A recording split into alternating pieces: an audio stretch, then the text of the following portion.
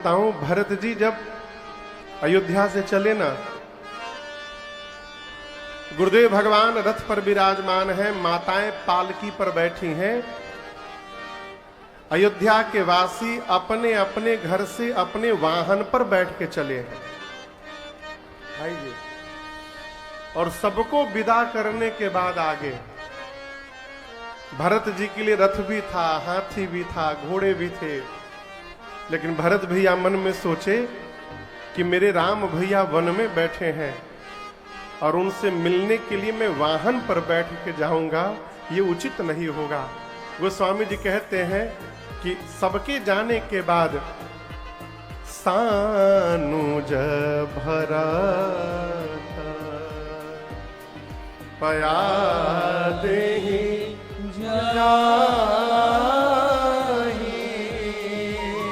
सानुज यानी अनुज के साथ, भरत जी के अनुज शत्रुघ्न भैया हैं। और दर्शन करिए, शत्रुघ्न जी को बोला नहीं गया कि आप भी पैदल चलिए, उनका चरित्र है, भरत अनुगामी है वो, सूर सुशील भरत अनुगामी। जैसा भरत जी करते हैं वैसा शत्रुघ्न जी करते हैं। भरत जी पैदल पैदल चलने लगे तो उनके साथ शत्रुघ्न भैया भी पैदल चलने लगे। मैं आपसे निवेदन करूं एक बात, हम अपने श्रेष्ठ के सामने संस्कार में जी रहे हैं, ये बड़ी बात नहीं है। श्रेष्ठ की अनुपस्थिति को भी मानसिक रूप से जो उपस्थिति मानकर संस्कार में बना हुआ है, ये श्रेष्ठ जीवन है। अनुपस्थिति को जो उपस्थिति मान के संस्कार में रहे। भरत जी यदि रथ पर बैठ के चले जाते तो कोई बुरा नहीं कहता उनको, लेकिन ये संस्कार है। मां कौशल्या को पता चला तो मां ने कहा, भरत शीघ्र यदि राम के पास पहुंचना चाहते हो तो लाला रथ पर बैठ जाइए। मां की बात मानकर भरत जी रथारूढ़ हुए और चलते चलते आपने श्रवण किया, कल चौथे दिन भरत जी श्रृंगवेरपुर पहुंचे हैं, गंगा जी के किनारे। पांचवें दिन जब श्रृंगवेरपुर से विदाई हुई ना, तो निषाद राजगुरु ने घाट घाट की नाव को मंगाकर एक ही बार में सबको गंगा के उस पार पहुंचाया। पूरी प्रजा उस पार पहुंच गई। गोस्वामी जी लिखते हैं कि सबसे पहले भरत जी ने निषाद राजगुरु को माताओं की पालकी के साथ रवाना किया। निषाद राजगुरु को क्यों किया? क्योंकि वो मार्गदर्शक है, मार्ग बताएंगे, इसलिए उनको आगे भेजा, साथ में माताओं की पालकी को लगा दिया। उसके बाद गुरुदेव भगवान का रथ बढ़ा और उनके साथ एक घोड़े पर बिठाकर शत्रुघ्न भैया को विदा किया। क्यों? गुरु जी को कोई आज्ञा देनी हो तो कोई चाहिए ना आज्ञा लेने के लिए। शत्रुघ्न जी गुरु जी के साथ गए। इसके बाद अयोध्या वासियों को एक एक करके भरत जी ने विदा किया। सब अपने वाहन पर बैठ के चले गए। अब बचा कौन? भरत जी और उनके 2-3 सेवक। सबके जाने के बाद भरत जी ने गंगा जी को प्रणाम किया मुड़ करके, और यहां से भरत जी पैदल पैदल चलना प्रारंभ कर दिए। सेवक कहते हैं, यहां गोस्वामी जी ने सेवक नहीं लिखा, सुसेवक लिखा।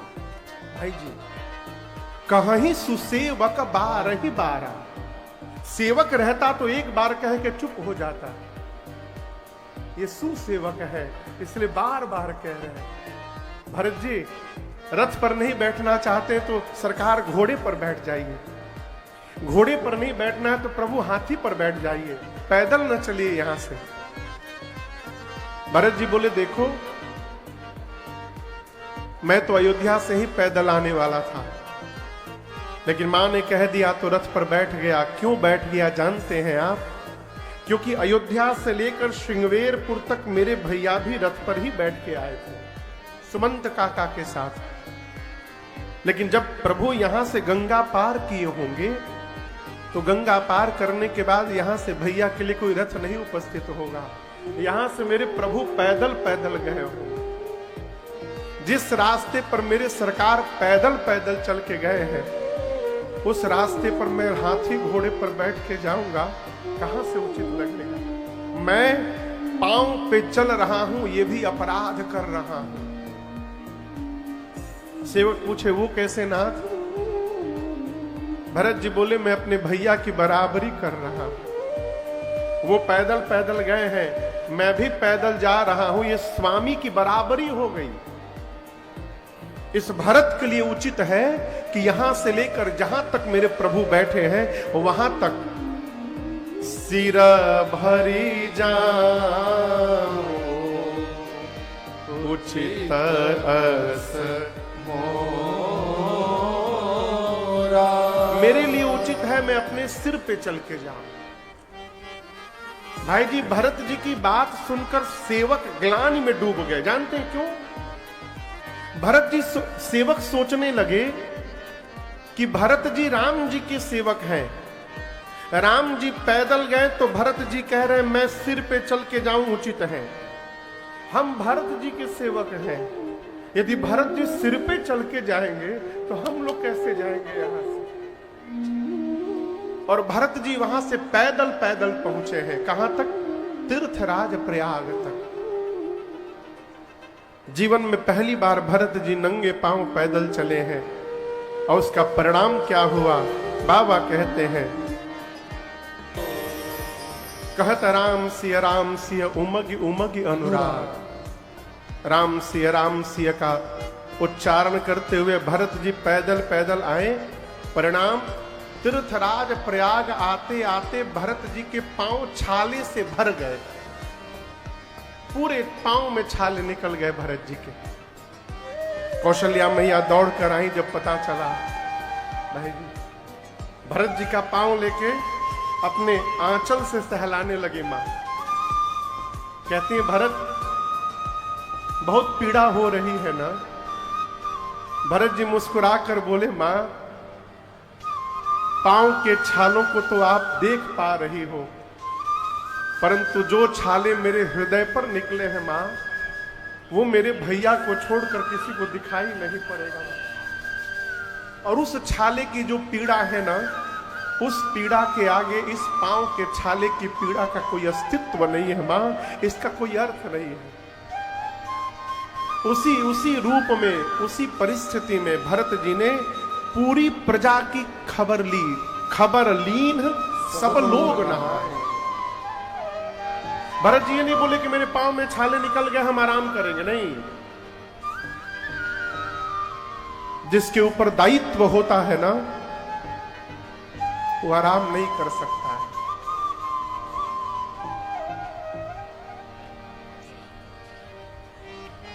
भरत जी ने सबकी सूचना दी। पता चला कि सब लोग नहा चुके हैं। अब स्वयं स्नान करने के लिए गुरुदेव भगवान के साथ भरत जी त्रिवेणी जी के पास पहुंचे हैं, तीर्थराज प्रयाग में। बम बम बाबा। पूज्य गुरुदेव भगवान ने स्नान के पूर्व भरत जी को स्नान का संकल्प कराया और कहा भरत जी जाकर स्नान करिए। आपको बताऊं, भरत जी त्रिवेणी में उतर नहीं रहे स्नान करने के लिए। भरत गुरुदेव ने कई बार बोला भरत जी स्नान करने जाइए। भरत जी कहते हैं गुरुदेव मुझे भय लग रहा है आज। बोले किस बात का भय है आपको? बोले गुरुदेव इस संगम में दो नदी दिखाई दे रही हैं, गंगा और यमुना, परंतु उन दोनों नदियों के बीच में सरस्वती भी विराजमान है। और ये वही सरस्वती हैं जिन्होंने मंथरा के मति को पलट दिया। मेरे घर में उत्पात हो गया गुरुदेव।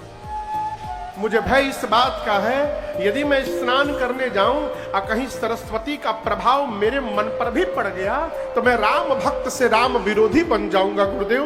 मैं भय के मारे नहीं जा रहा हूं ना। कहते हैं गुरुदेव ने भरत जी के हाथ को पकड़कर भीतर ले गए और गुरुदेव अपने सामने स्नान कराए भरत भैया को। स्नान करने के बाद सबिधि सितासित नीर नहाने।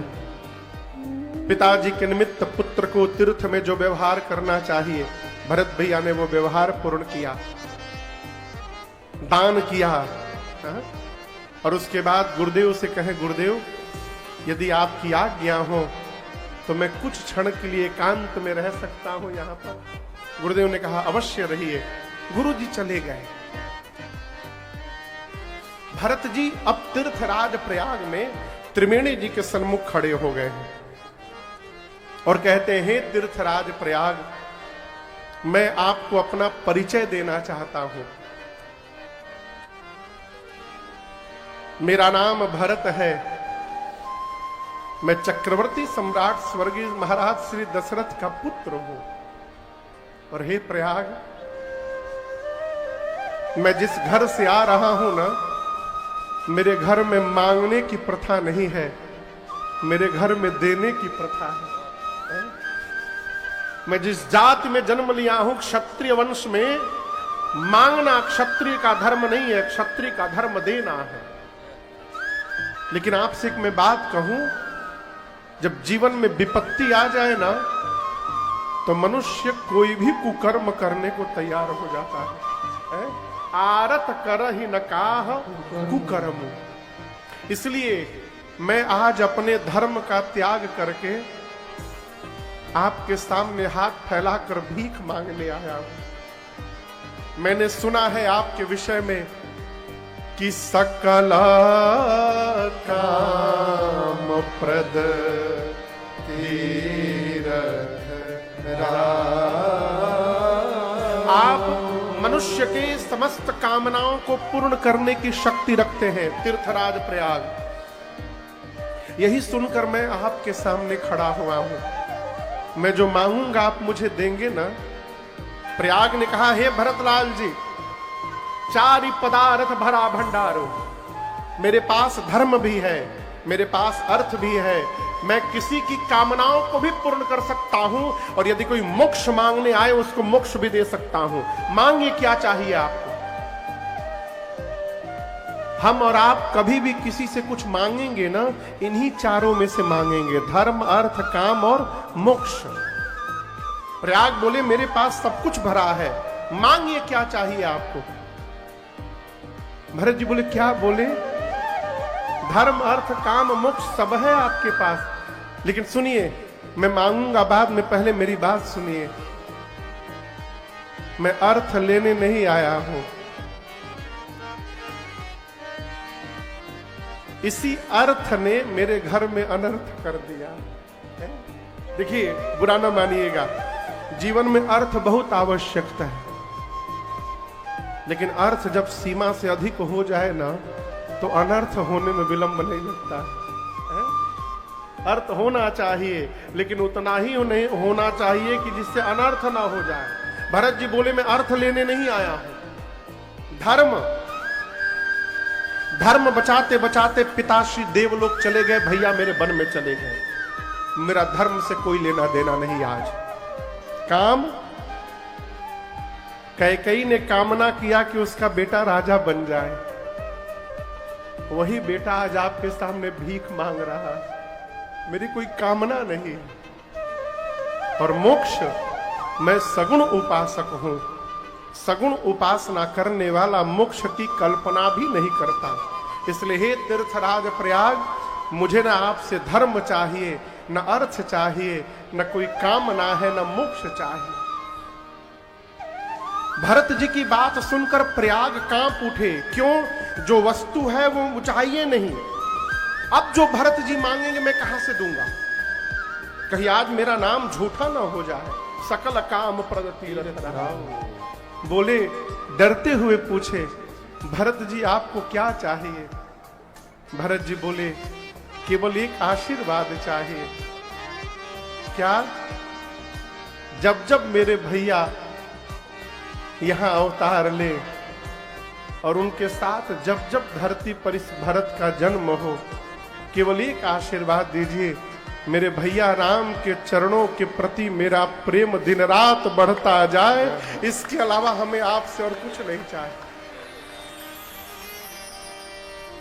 जनमा जनमा रति राम पद, यह वरदान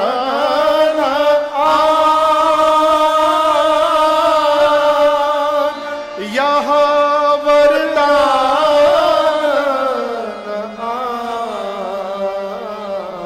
जन्म जन्म रति राम पद, जन्म जन्मांतर भैया के चरणों में रति प्राप्त हो, मुझे केवल ये वरदान चाहिए। आगे दर्शन करिए। भरत जी कहते हैं एक और प्रार्थना है, मैं राम भैया को प्रेम करूं लेकिन उनको पता न चले कि मैं उनको प्रेम करता हूं। क्या बात है। हम लोग बताने में रहते, आप समझ नहीं पा रहे हैं कि हम आपको कितना प्रेम करते हैं। अब भरत जी कह रहे हैं कि मेरे भैया को पता ही न चले कि मैं प्रेम करता हूं। प्रयाग पूछे फिर उनको क्या पता चले। भरत जी बोले कि राम भैया मुझे कुटिल समझे, ये न जाने कि मैं उनको प्रेम करता हूं। लोग मुझे गुरु और स्वामी का द्रोही समझे।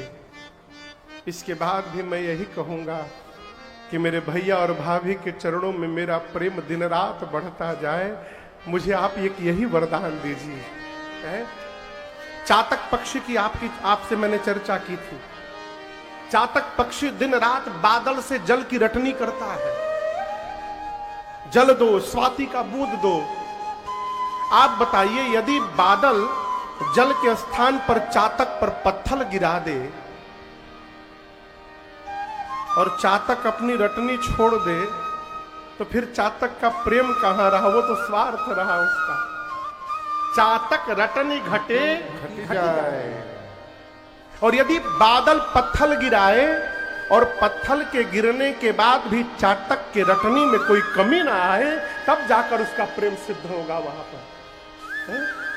इसलिए कोई मुझे कुछ भी कहे, मेरे भैया के चरणों में मेरा प्रेम बढ़ जाए, मुझे और कुछ नहीं चाहिए आपसे। गोस्वामी जी कहते हैं, भरत बचन सुनी माझ त्रिवेणी। अच्छा आप बताइए, नहाने जाते समय किसको लेकर शंका था भरत जी को? सरस्वती मैया को लेकर। यहां गोस्वामी जी कहते हैं, भरत जी की बात सुनकर माझ त्रिवेणी, माझ मतलब समझते हैं बीच, त्रिवेणी जी के बीच में कौन है? सरस्वती मां है। यहां तीर्थराज प्रयाग ने नहीं कहा। जिस सरस्वती जी को लेकर भरत जी के मन में संशय था कि सरस्वती जी मेरी मति पलट देंगी, वही सरस्वती जी बोल पड़ी। क्या? ताता भरता तुम सब वेदे साधु, तात भरता तुम सब वेदे साधु, राम चरण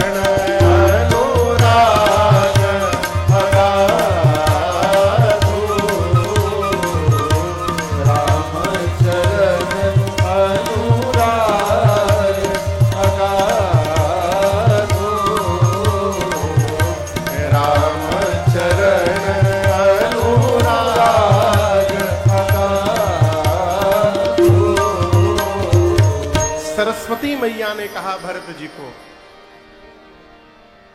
क्या कहा? तात भरत तुम सब विधि साधु।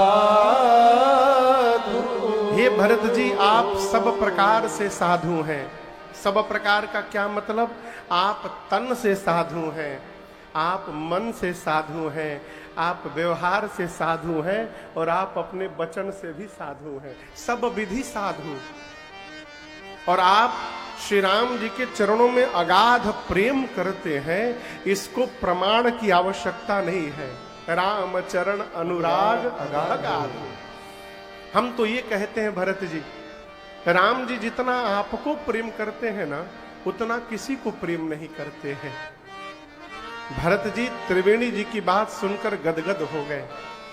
पूरे समाज के साथ भरत भैया तीर्थराज प्रयाग में भरद्वाज जी के आश्रम में पहुंचे हैं।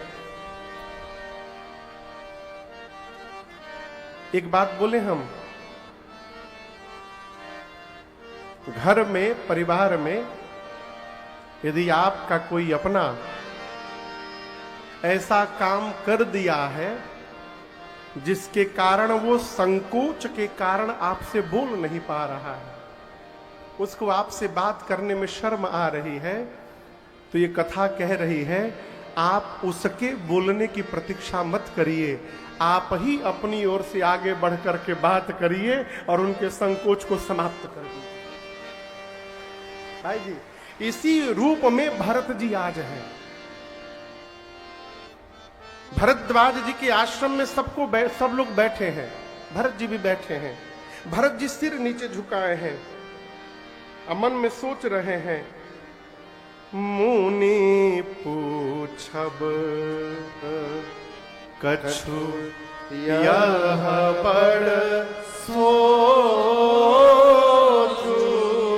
भरत जी सिर झुका के सोच रहे हैं, यदि भरद्वाज जी पूछ बैठे कि भरत जी आप ये परिवार लेके वन में क्या कर रहे हैं, तो मैं क्या उत्तर दूंगा कि मुझे जन्म देने वाली कैकेयी ने मेरे भैया को वन में भेज दिया।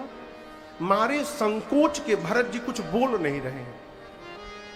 तो भरत जी के संकोच को तोड़ते हुए भरद्वाज जी ही आगे से आकर बोल पड़े, भरत जी तुम गलान जिय जन करहु समुझि मातु करतूत, तात कैकेयी दोष नहीं गई गिरा मति धूल। भरद्वाज जी ने कहा भरत जी आप संकोच मत करिए कि आपकी मां ने सब कुछ कर दिया, मां का आपका अपराध ही नहीं है, तात कैकेयी दोष नहीं। जीवन में हमेशा इस बात पर बाद में ध्यान दीजिएगा कि क्या कहा जा रहा है, हमेशा इस बात पर ध्यान दीजिएगा पहले कि कहने वाला कौन है। मां कैकेयी को निष्कलंक का प्रमाण पत्र भरद्वाज जी जैसे महामुनि दे रहे। भरत जी आपकी मां का कोई अपराध नहीं है, उनका कोई दोष नहीं है, वो तो सरस्वती आई, मंथरा की मति पलट के चली गई, वो सारा खेल हो गया। मुझे सब पता है भरत जी, आपको राजा बनने के लिए कौशल्या मैया ने भी कहा था, राम जी ने भी सुमंत जी से सूचना भिजवाई थी कि आप राजा बन जाइए। सुमंत जी भी बोले, आपके गुरु जी भी बैठे हैं, ये भी कई बार बोले कि आप राजा बन जाइए। एक बात बोलूं भरत जी, आप राजा बन जाते ना तो अच्छा करते। आप यदि अयोध्या का राजा बन जाते तो अच्छा करते, लेकिन एक बात और कहूंगा, आप राजा नहीं बने ना तो आपने अच्छा नहीं किया, आपने बहुत अच्छा किया भरत जी, आपने बहुत अच्छा किया। यदि राजा बनते तो अच्छा करते, नहीं बने बहुत अच्छा किए। अब अति कीन्हे भरत भल, तुम ही उचित मत एव। क्यों? राज सत्ता पर बैठे थे आप तो राज पद को स्वीकार करते, लेकिन आपने सिंहासन का त्याग कर दिया, राजपद का त्याग कर दिया, तो आज रघुनाथ पद की ओर दौड़ रहे हैं। और जीवन में किसी पद का आश्रय करना चाहिए तो वो केवल और केवल रघुनाथ के पद का आश्रय करना है। आपने बहुत अच्छा किया भरत जी। मैं बार बार निवेदन करता हूं, मानसिक रूप से भगवान की शरण में पहुंचिए, कुछ नहीं बिगड़ेगा जी। हमारे चाचा का एक पद है, आया तेरी शरण में यही सोच कर,